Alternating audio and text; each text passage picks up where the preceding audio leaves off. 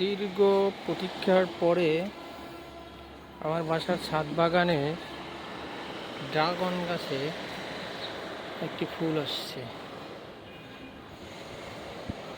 ফুলটা দেখতে অনেক সুন্দর।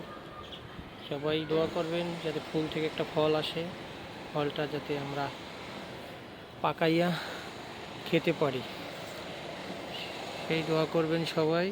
এখানে আছে নীলকণ্ঠ গাছ, নীলকণ্ঠ ফুল গাছ, সুন্দর সুন্দর ফুল আসছে। এদের পাতা চা দিয়ে খাওয়া যায়। এখানে পেয়ারা গাছে কিছু পেয়ারা আসছে। এই যে ড্রাগন গাছটা কত সুন্দর সুন্দর ফুলটা, কত সুন্দর দেখা যাচ্ছে ড্রাগন।